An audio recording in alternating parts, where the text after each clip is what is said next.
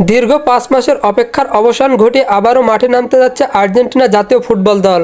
March মাসে দুটি গুরুত্বপূর্ণ ম্যাচে মুখোমুখি হতে যাচ্ছেন তারা। প্রথমটা উরুগুয়ের বিপক্ষে, এরপর চিরপ্রতিদ্বন্দ্বী ব্রাজিলের বিপক্ষে।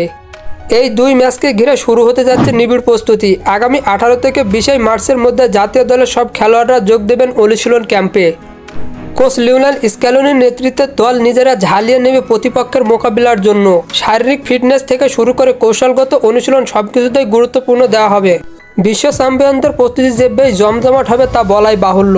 প্রথম ম্যাচ অনুষ্ঠিত হবে ২২ মার্চ, যেখানে প্রতিপক্ষ লাতিন আমেরিকার অন্যতম শক্তিশালী দল উরুগুয়ে। দীর্ঘদিন পর জাতীয় দলের জার্সিতে মাঠে নামার সুযোগ পেয়ে আর্জেন্টাইন তারকারা যেন আরও বেশি উজ্জীবিত। এই ম্যাচে মেসির নেতৃত্ব মাঠে নামবে আকাশ নীল বাহিনীর, লক্ষ্য একটাই, জয় ছিনিয়ে আনা। এরপর অপেক্ষা আরেকটি মহারণের, যেখানে আর্জেন্টিনা মুখোমুখি হবে চিরপ্রতিদ্বন্দ্বী ব্রাজিলের বিপক্ষে। ফুটবল বিশ্বজুড়ে এই ম্যাচের জন্য ফুটবল প্রেমীরা অধীর আগ্রহে অপেক্ষা করছেন। ইতিহাস বলে এই দুই দলের লড়াই মানে বাড়তি উত্তেজনা, আবেগ আর রুদ্ধশ্বাস মুহূর্তের সমাহার।